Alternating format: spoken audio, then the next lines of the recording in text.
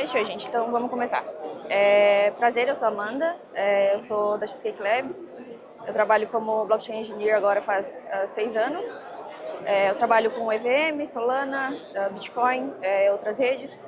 E agora na Cheesecake eu estou trabalhando com a Stellar. A Cheesecake é parceira da Stellar, a parceira oficial.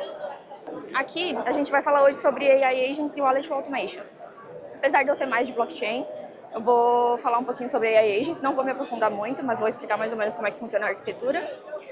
A Cheesecake Labs é basicamente uma empresa provedora de software, a gente faz software Web 2 e Web 3.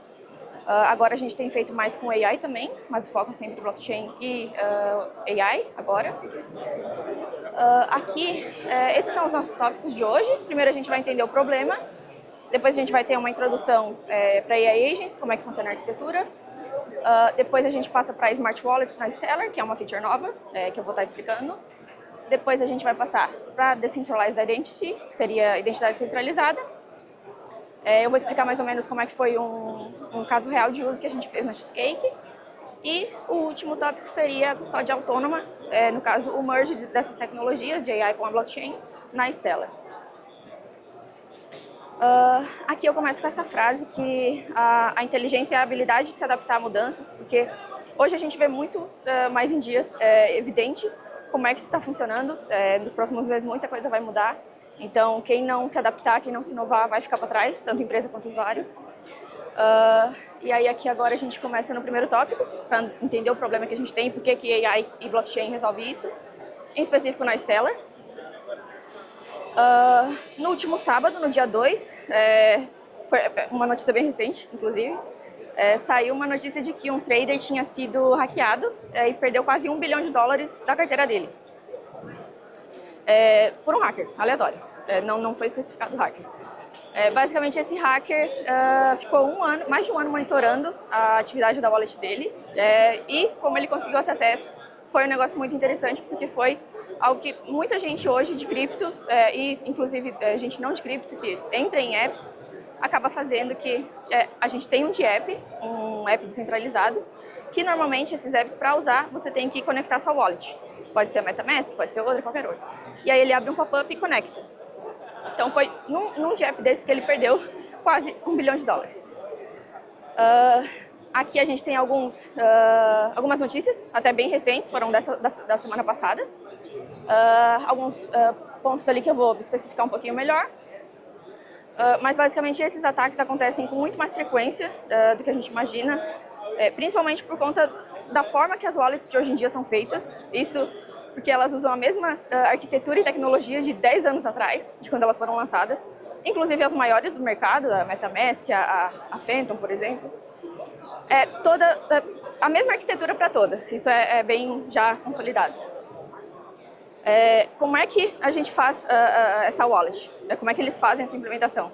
Na prática, quando você cria uma wallet, você passa essa senha, a senha que você definia ali na hora, essa senha é encriptada, e aí com essa senha vai ser gerada uma chave, uma frase privada, uma frase secreta que a gente chama de seed phrase. Para desbloquear essa seed phrase, você vai passar a sua senha de novo. Esses dados em específico não são armazenados no navegador, por nenhuma wallet, justamente porque é privado, é sensível, não tem como. Só que parte desses dados ainda são armazenados. Por exemplo, o ID da conta, porque de qualquer forma você precisa ter acesso à conta do usuário. Ok, que não armazena dados sensíveis, mas ainda precisa de alguma coisa para ligar o usuário à wallet dele. Só que, mesmo usando uma criptografia forte, parte desses dados ainda são armazenados no navegador. E o problema maior com isso, em todas essas wallets, é que por armazenar no navegador você está muito vulnerável a ataque de phishing, ataque com engenharia social, malware, qualquer coisa do tipo. Se eu cair num phishing no meu e-mail e clicar num link aleatório que tem vírus ou conectar no DApp como o cara fez, é só o cara colocar um keylogger na minha conta, no meu computador, que daí ele consegue pegar todas as minhas senhas, usar todas as minhas wallets e tirar tudo de lá. E foi o que o cara fez, esse hacker, com esse trader. Esse gráfico aqui mostra melhor onde é que estão as principais causas desse tipo de hack que a gente tem hoje, isso é do ano passado. Aqui tem algumas de segurança, desconhecido. Esse daqui é smart contract, do contrato em si da blockchain. De mercado, outros. E private key, comprometida, que é o principal. Isso aqui a gente tem 43%. Então, a maior parte desses ataques, desses bilhões de dólares que são roubados, é por conta dessas private keys, justamente por conta do que eu falei, de como as wallets armazenam, como elas são arquitetadas. Então, o que aconteceu no sábado não foi um negócio isolado, não foi um caso isolado, isso acontece todo dia. Todo mundo em cripto está suscetível a isso, não só isso, mas outro tipo de ataque.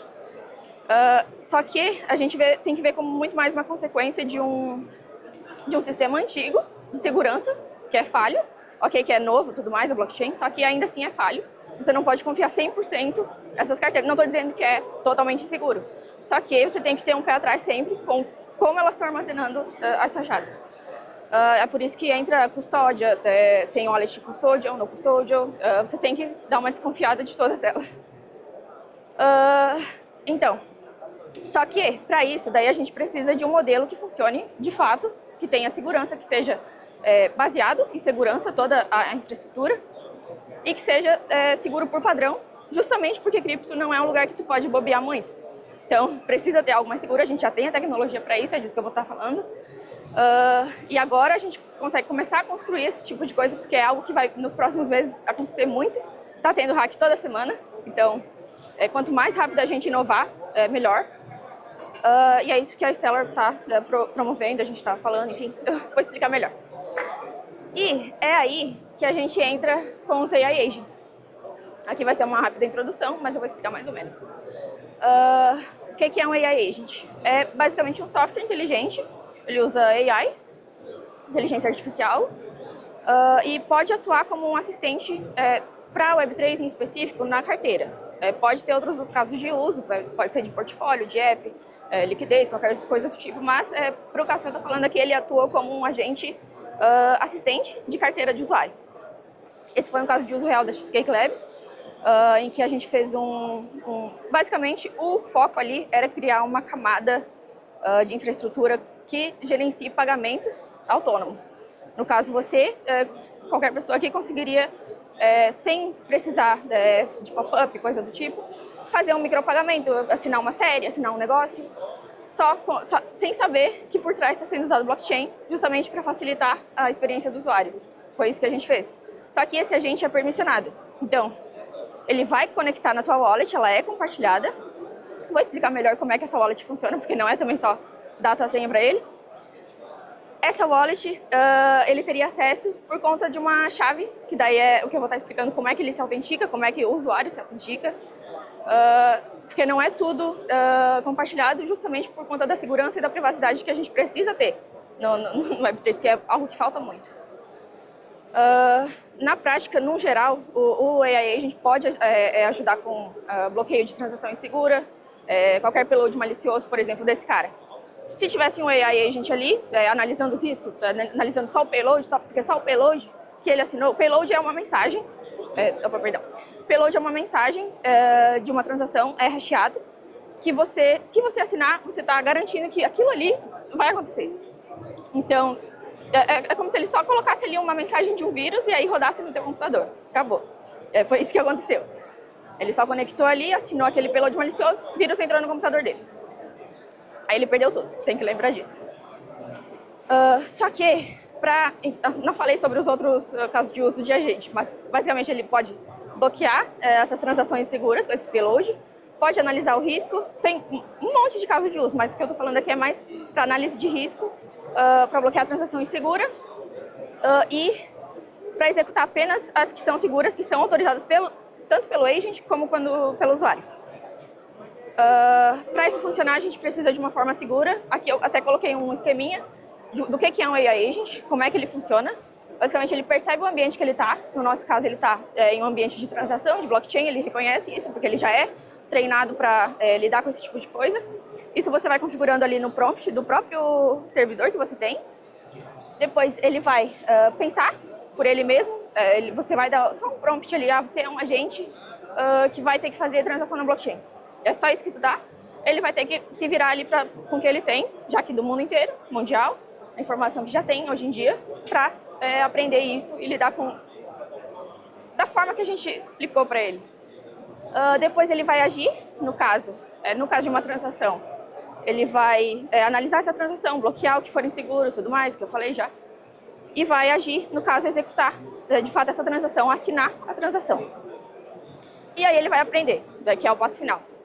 De qualquer forma, sempre que você executar alguma coisa com ele, ele vai estar aprendendo.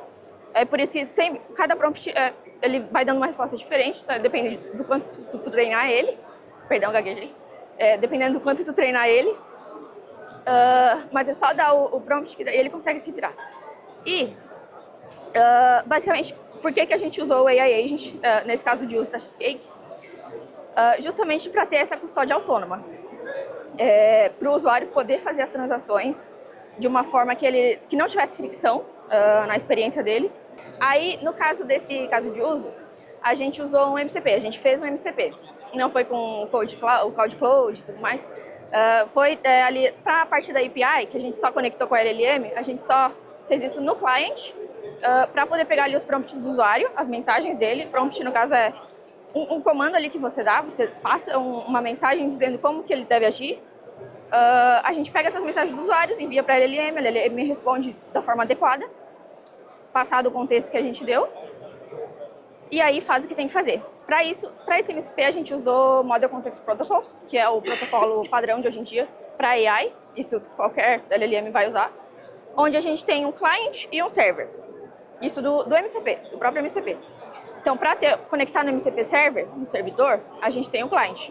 O client é o que vai lidar ali com as chamadas de como e qual servidor que ele quer se conectar, e vai conectar com esse servidor. Isso é algo meio que independente. Então, tendo o MCP, você pode usar em qualquer... É só você baixar ali e rodar no teu PC, que daí ele loga. E usa aquele MCP. Então, é algo que está crescendo muito hoje em dia. O Google, o Slack, um monte de empresa está fazendo. Onde você pode baixar o MCP, começar a rodar coisa ali, que daí ele vai ter... É um assistente, basicamente. No geral, é um assistente.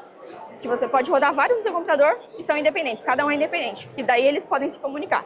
Isso que é o legal. Porque se a gente tem esse MCP, que é para fazer pagamento em blockchain, a gente poderia, por exemplo, colocar ele no desktop, no Cloud Desktop. A gente, na Cheesecake, fez com o Cloud. O Cloud Sonnet, o modelo. E aí você pode colocar esse MCP no desktop, por exemplo. E aí ele começa a interagir com outros MCP que você tiver. Sei lá, se quiser subir algo para o Drive, por exemplo. Ele pode, ele reconhece o ambiente, ele faz o que precisa fazer.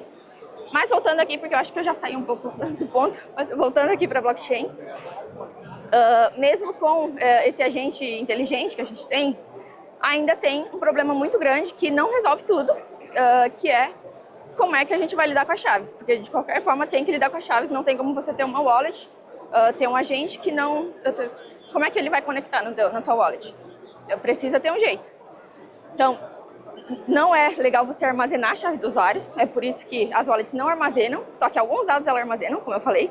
Esses dados ali, tudo bem, não é um negócio assim que vai te colocar em risco direto. Só que se um hacker parar um tempinho e se esforçar para quebrar, ele consegue, mesmo com a criptografia. A criptografia de hoje da blockchain é muito forte, realmente muito forte. Só que daí também não é um negócio quântico, então dá para quebrar. Só botar ali algumas horas ele consegue. Ainda mais se tiver um vírus no teu computador. Então, aí só pegar a senha e acabou. E aí, isso aqui é só um modelinho de como que é um MCP, como é que é a arquitetura. As referências eu vou botar no final, para quem quiser dar uma olhada no site. Esse daqui seria o client que eu falei. No nosso caso de uso da Cheesecake Labs, que é o Semantic Pay, a gente fez uma interface. No caso, a nossa interface era o client. Aqui a gente tem o protocolo do MCP em si, como é que ele vai conectar. Eles têm para quem for mais técnico, eles têm uma lib, que aí você cria um servidor, coloca ali as configurações, faz isso já. Quer o fone? Quer o fone? Quer o fone? Perdão, gente. Aí a gente tem o server. Esse server que é o nosso produto, que é o que é mais legal, que eu comentei que dá para usar em vários casos de uso. Não precisa ser um negócio ligado a um app específico, você pode usar em vários outros, inclusive sistemas, então é bem legal. E aí, nesse esqueminha aqui, ele está conectando com um data source data source B. Data source seria só um banco de dados, ali que tu tiver, ele pode se conectar. No caso da Semantic Pay, a gente não usou banco de dados, quer dizer, usou só para armazenar login normal do usuário, senha e e-mail, tudo encriptado, ok? E aí, só que a wallet, as chaves a gente não armazenou. E aí, nesse outro caso aqui, ele conecta com uma Web API. API é basicamente um jeito de você se conectar a outro tipo de serviço, pegar, se quiser, por exemplo, conectar no Mercado Livre, pedir um tênis no Mercado Livre. Só você fazer uma request, comprou. É isso que acontece por trás dos panos na UI do Mercado Livre, por exemplo. Você clica lá no negócio, ele faz uma request para a API deles. Nesse caso aqui, em específico, Data Source, Web API, Remote Service. No nosso caso, da Semantic Pay, a gente fez o protocolo, o MCP Server, conectando direto com a API, que no caso se conecta com a Stellar Network, que daí é a blockchain que a gente vai usar. Aí, o que acontece?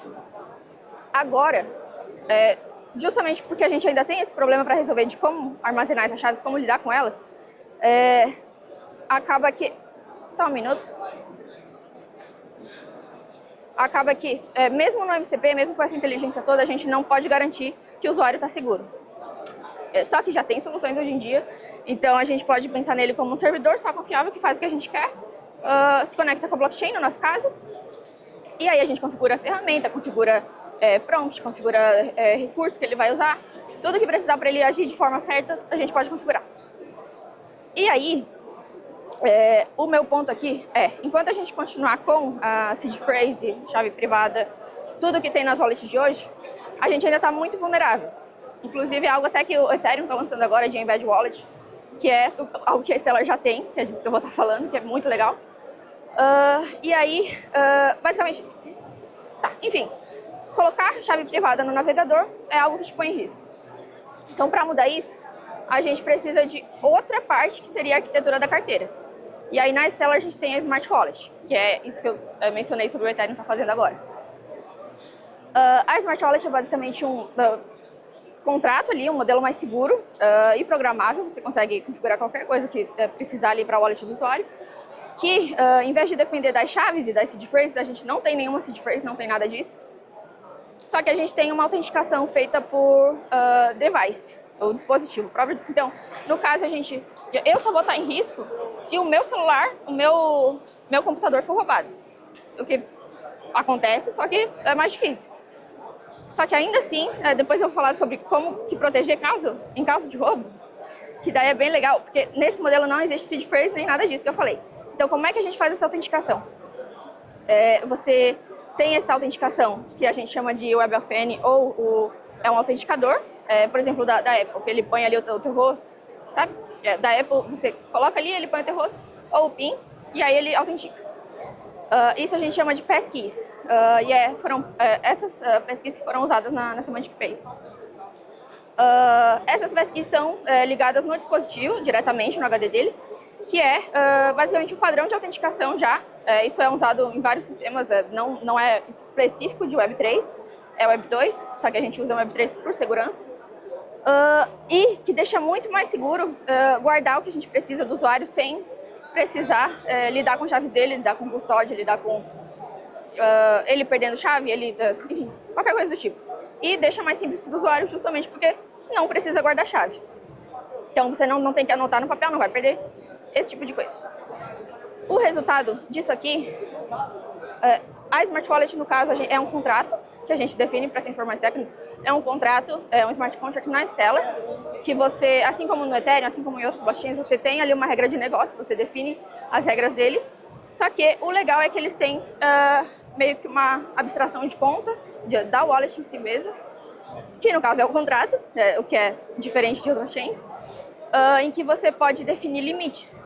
Então, se eu quero que o meu agente faça a compra por mim, só que eu quero que ele gaste só R$2. Como é que eu vou fazer isso no Ethereum? Como é que eu vou fazer isso em outra chain? Não tem como agora, você não consegue, é só isso. Na Stellar a gente consegue definir, claro que você consegue fazer isso em Web2, mas eu estou falando em Web3, no caso. Você pode ali limitar o gasto e tudo mais em Web2, mas em Web3 específico a gente não tem isso hoje. Mas a Stellar tem.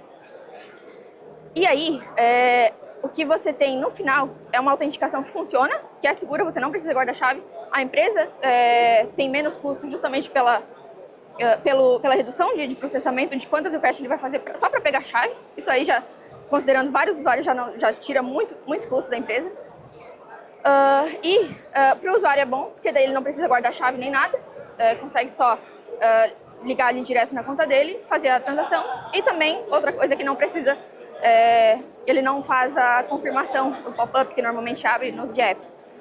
Essa confirmação foi o que pegou o cara da notícia de sábado. Ele abriu a confirmação, que a Stellar não precisa, já reduz aí esse risco. Abriu a confirmação, assinou o payload. Isso na Stellar acontece por baixo dos panos. A gente faz a autenticação, faz a assinatura, só que não pede para o usuário para ele assinar um negócio que normalmente ele não vai saber o que é. Porque grande parte do público de cripto não é técnico. Então, você vai assinar ali um negócio, o que é um memo, o que é um payload, o que é uma assinatura. Então, a gente precisa falar a língua deles. Então, o que a gente tem ali é só uma AI, uma UI fácil, que daí ele vai, inclusive a Fernanda vai falar mais disso hoje, a Fernanda é Product Manager da Shake, vai ter uma talk muito boa sobre isso daqui a pouco, sobre a usabilidade.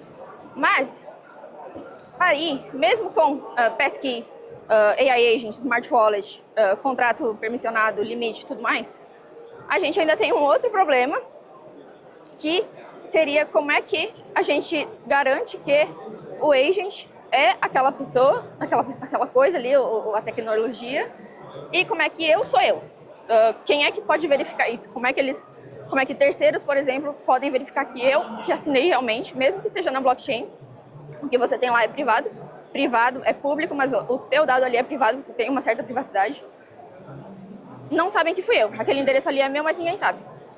Só se eu falar, né? Só se eu mostrar para todo mundo. Mas enfim, como é que um app de terceiro, um sistema, qualquer coisa do tipo, pode verificar que o agente foi quem assinou a transação em nome do usuário?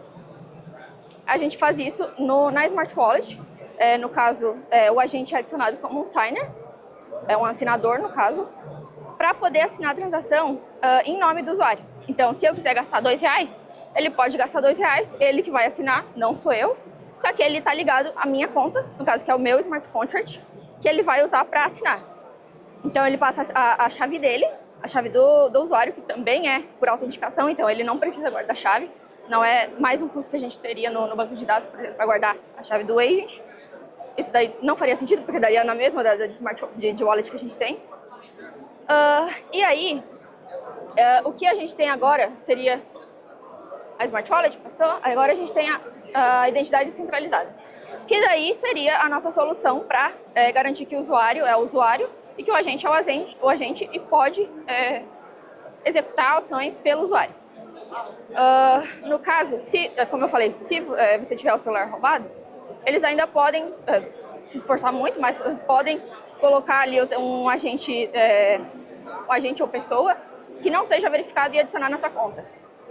Isso ainda pode acontecer, se for uma pessoa técnica, enfim, dependendo do caso.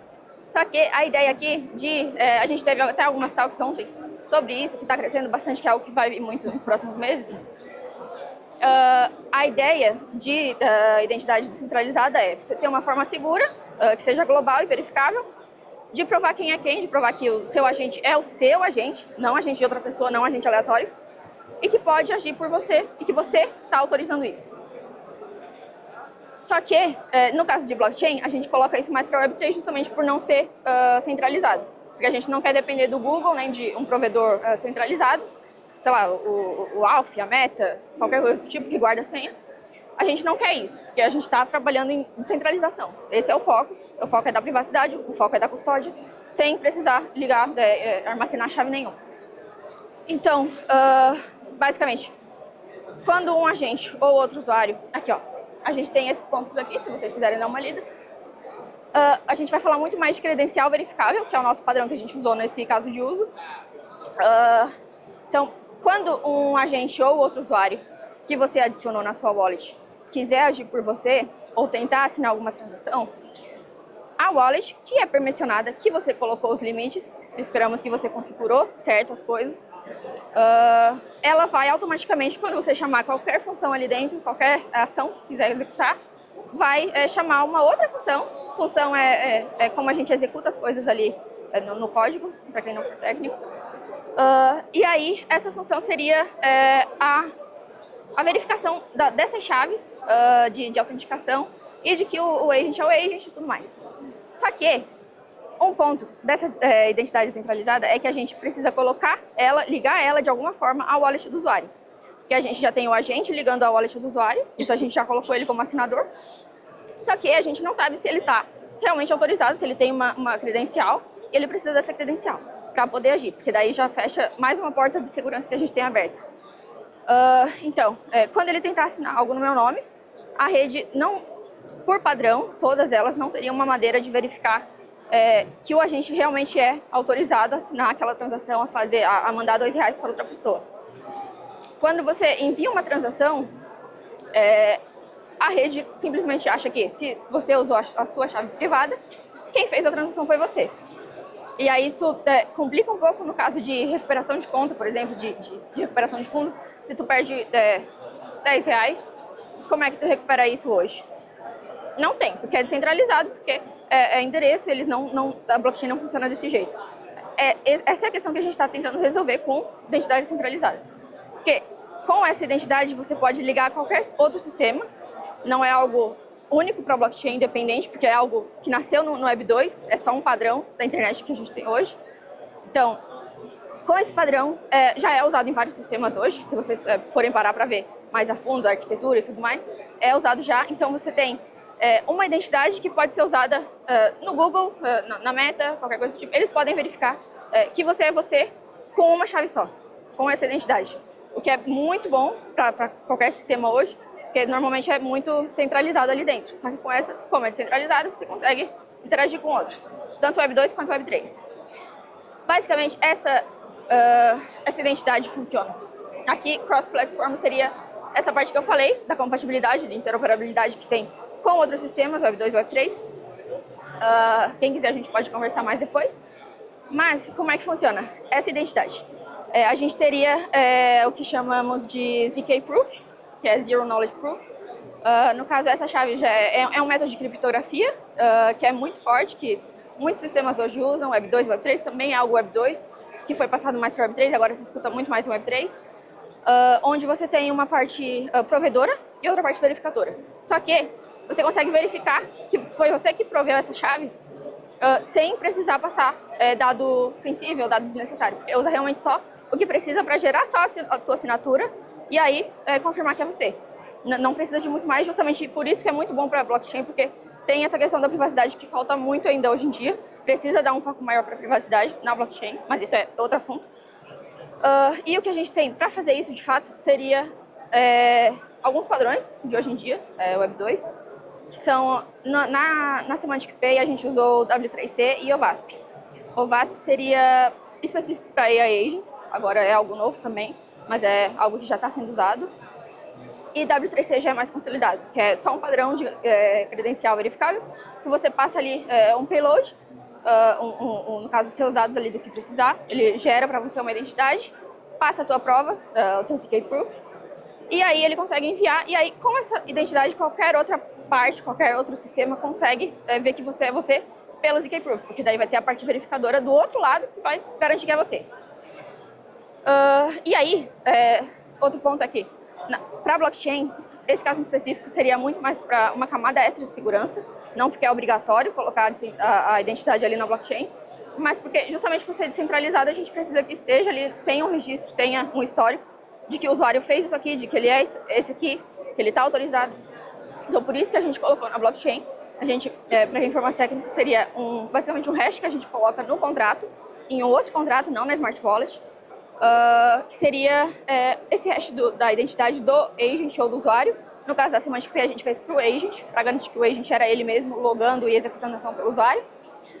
E aí, com isso, a gente consegue garantir que é o agent fazendo a ação pelo usuário e que o usuário está aprovando isso, só que sem precisar passar a minha senha, passar a minha chave, passar meu CPF, enfim, qualquer coisa do tipo, isso não precisa. E aí, mesmo que alguém tente adicionar um signer, um assinador falso, ou executar alguma ação maliciosa, roubou meu celular, adicionou coisa lá, tentou executar, conseguiu chegar na parte de execução, ele não vai conseguir porque justamente o nosso contrato está configurado, a gente tem sempre que focar ali na segurança do contrato para quem for fazer ele, justamente para ver se esse agente está realmente autorizado. Então, estou focando muito nessa parte justamente porque é algo que pode se perder nesse ponto, porque é muita tecnologia e pode se perder, só que tem que verificar dentro da wallet que ele está autorizado a fazer. Esse é o nosso toda a parte que eu estou focando mais, justamente por questão da segurança, que a gente já viu que tem muito mais de private key compromissada e tudo mais, comprometida, perdão. E aí, com todas essas camadas de segurança, a gente tem, recapitulando, um AI Agent, que a gente fez um MCP, para interagir com a blockchain, para interagir, criar a minha wallet que é um contrato, de novo, é uma smart wallet, não só uma wallet normal. Criar essa wallet, vai emitir uma credencial pro agent, ligada nessa wallet, a gente tem que garantir que elas estão ligadas, que dá para ter uma comunicação entre elas. Vai ter o ZK Proof para a camada S de verificação, que é o único jeito de verificar ali para a credencial. E vai ter a Smart Wallet, que daí seria só o contrato, eu já expliquei isso, mas seria só o contrato que você tem que configurar tudo que for de segurança, tudo que for de limites para a gente. Quem pode assinar, o que pode assinar, que tipo de produto pode assinar. Isso tu pode ir fazendo ali conforme a imaginação. Pode ir fazendo o que precisar para o teu produto. Então, com a identidade centralizada, as portas que a gente tinha, tanto de AI Agent, pegando chave, armazenando de um jeito errado, Smart Wallet, colocando o assinador, só que não garantindo que é ele, a gente tem basicamente a porta fechada com essa identidade, que daí a gente consegue garantir todas as frontes de segurança. E privacidade, algo que normalmente quando a gente tem segurança a gente perde um pouquinho de privacidade. Isso a gente vê muito em provedor centralizado. Então é algo que a gente não quer em blockchain, quer crescer um pouco mais a privacidade e a segurança não quer ter nenhum trade-off disso aí. E aí, agora a gente chega na parte de custódia autônoma, que daí é juntando tudo isso aí que eu falei, porque até agora estava independente, você pode ali ter um MCP, pode ter a sua blockchain, pode, enfim, mas o que a gente fez foi juntar tudo isso para criar um produto que de fato fosse seguro, privado para o usuário, que garantisse a privacidade do usuário, a segurança dele, e ainda usasse tecnologia nova, que hoje está muito em alta e ainda vai crescer muito, que é algo que as empresas estão procurando, os usuários estão procurando. Então a gente precisa garantir que a gente está entregando isso, só que de uma forma segura, de uma forma que o cara não vai ser roubado em $1 bilhão se um hacker pegar ele. Tá. Aí, recapitulando tudo, a gente tem essa segurança que depende hoje das wallets, todas as mais modernas, MetaMask é que eu foco mais porque foi uma arquitetura que eu fiz uma outra wallet muito parecida e eu entendo bem ali a arquitetura, como é que eles colocam essas chaves e é muito perigoso se tu for um hacker que sabe o que faz.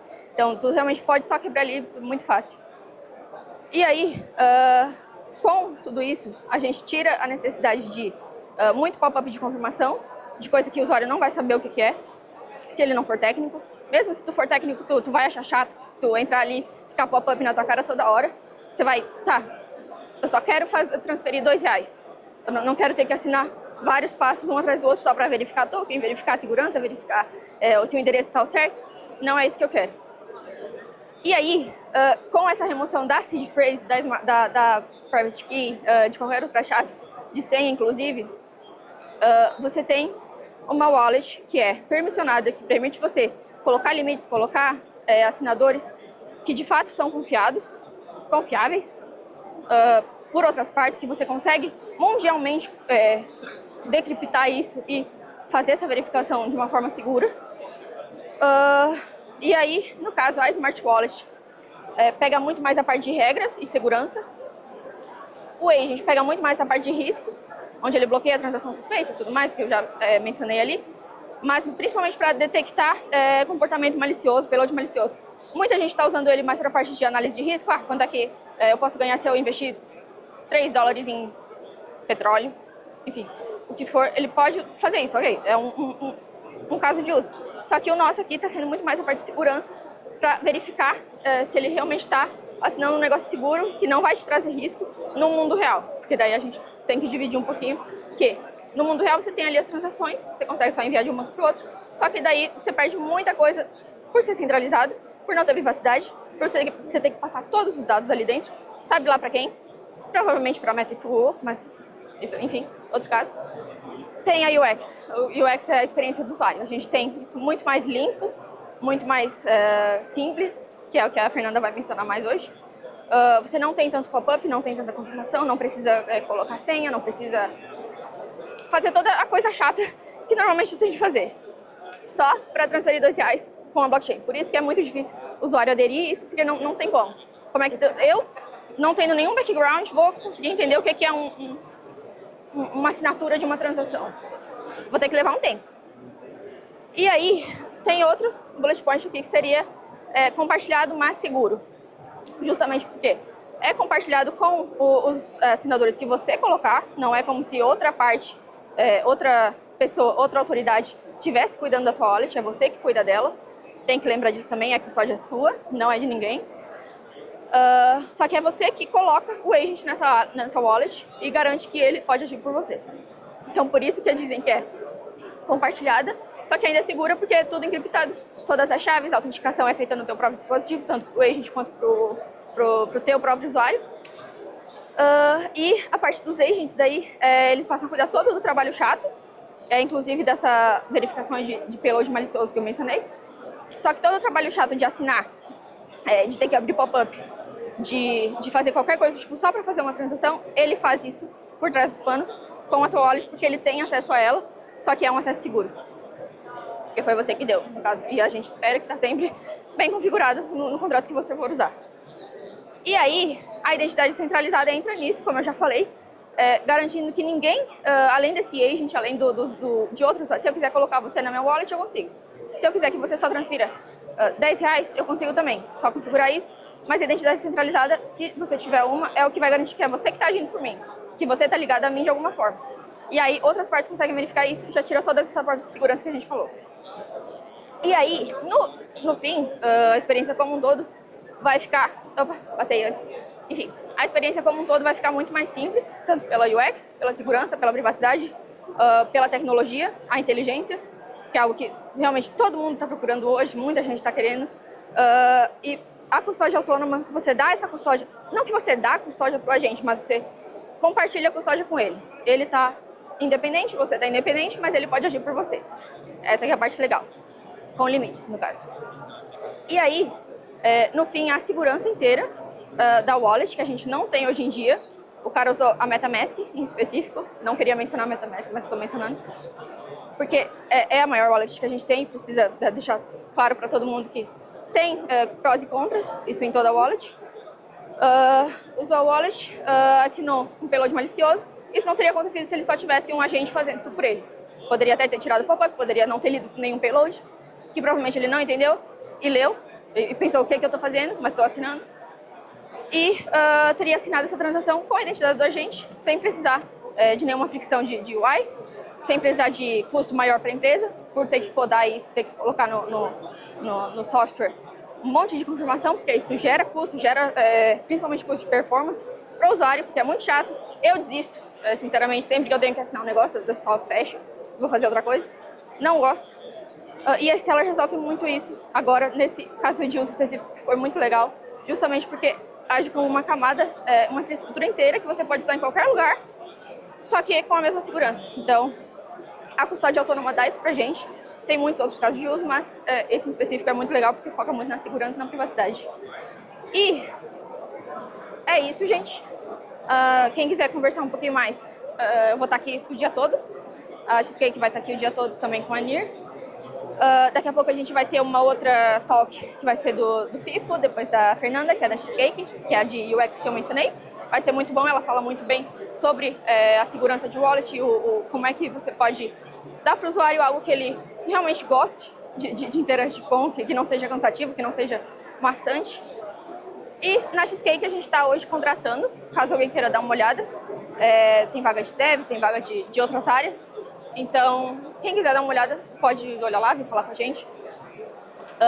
E uma outra coisa que eu não posso esquecer de falar seria o Meridian, que a gente vai ter no mês que vem, no dia 17 e 18, que é um evento específico da Stellar, onde vai ter ali todos os líderes, os CEOs, uma coisa arada, só para se comunicar com eles, ver ali, conectar mesmo, fazer conexão. Se tiver um produto, vai lá, conversa com eles, o contato vai ser direto com a STF, então é bem legal. Deve ter dev, inclusive, se alguém for técnico e quiser conversar com dev. E caso alguém queira, tiver um produto, uma ideia, um negócio, a Cheesecake Labs faz isso, então só vir falar com a gente. Principalmente se for na Stellar, mas a gente faz para outras redes também. Agora a gente, inclusive, está fazendo uma bridge da EVM para Cardano, da EVM para Stellar, e é bem legal. Então, a Stellar tem mais esse outro ponto, que é interoperabilidade, é bem legal. Enfim, se quiserem conhecer mais, aí a gente passa ali, troca uma ideia e... É isso, galera. Aí, esse aqui é o meu e-mail, se alguém quiser conversar.